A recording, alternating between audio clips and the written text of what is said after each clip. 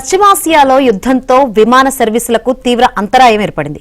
Khamenei మృతితో Iran ప్రతీకార దాడులకు దిగుతోంది. దుబాయ్పై మళ్లీ దాడులకు పాల్పడుతోంది. అటు దాడులతో ఇరాన్ వణికిపోతుంది. సైరన్ల మోత మోగుతుంది. ఇరాక్ ఎయిర్పోర్టు సమీపంలోని అమెరికా స్థావరాలే మిసైల్స్ దూసుకొస్తున్నాయి. అటు ఇజ్రాయిల్ పైన ఇరాన్ తీవ్ర స్థాయిలో విరుచుకుపడుతోంది.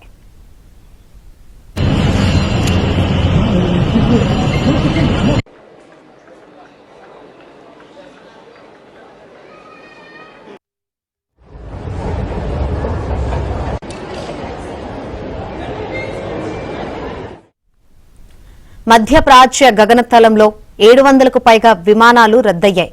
పశ్చిమాసియా దేశాలకు విమానాలను ఎయిర్ ఇండియా తాత్కాలికంగా రద్దు చేసింది.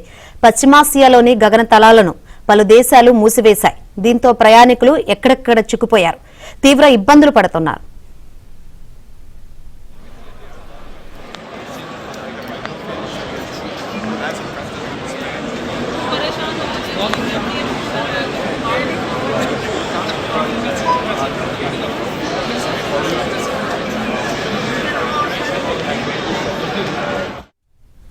ప్రస్తుత పరిణామాల నేపథ్యంలో పశ్చిమాసియాకు అన్ని విమానాల రాకపోకలను ఇవాల్టి వరకు నిలిపివేస్తున్నట్లు ఇండిగో, ఎయిర్ ఇండియా, ఎక్స్ప్రెస్ ఎయిర్ ఇండియా ప్రకటించాయి.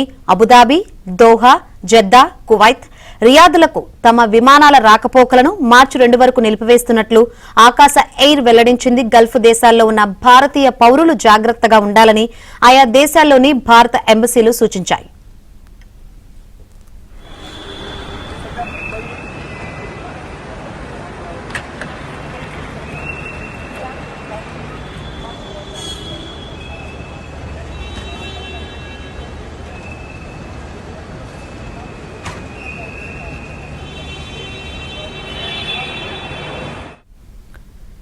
ఇరాన్లో యుద్ధం నేపథ్యంలో ప్రపంచ దేశాలన్నీ గల్ఫ్కు విమాన రాకపోకలపై ఆంక్షలు ప్రకటించడంతో విమానయాన వ్యవస్థ స్తంభించిపోయింది. గల్ఫ్ దేశాలు తమ గగనతలాలను మూసివేయడంతో ఆ దేశాల్లోని ప్రధాన విమానాశ్రయాల్లో వేలాది మంది ప్రయాణికులు చిక్కుకుపోయారు.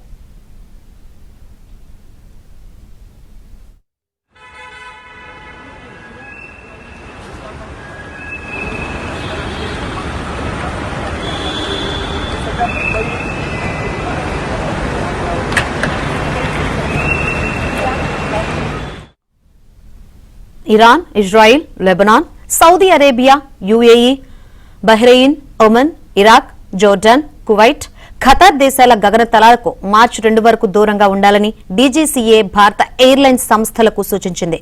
ప్రస్తుత పరిణామాల నేపథ్యంలో విమానాశ్రయాలు, విమానయాన సంస్థలు సహా ఏవియేషన్ భాగస్వాముల సంసిద్దతపై కేంద్ర పౌర విమానయాన శాఖ మంత్రి రామ్మోహన్ నాయుడు సీనియర్ అధికారులతో సమీక్షా సమావేశం నిర్వహించారు.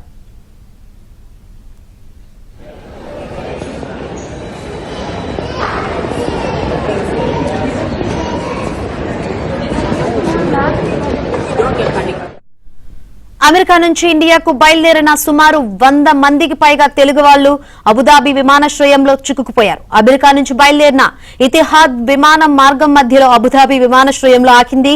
అక్కడి నుంచి శనివారం మధ్యాహ్నం శంషాబాద్ విమానాశ్రయానికి చేరాల్సిన ఈ విమానం ఇరాన్ వైమానిక దాడుల కారణంగా అబుదాబిలోనే ఆగిపోయింది. అబుదాబి విమానాశ్రయం సమీపంలోనే శనివారం మధ్యాహ్నం వైమానిక దాడులు జరిగాయి. దీంతో అబుదాబి గగనతలాన్ని మూసివేశారు.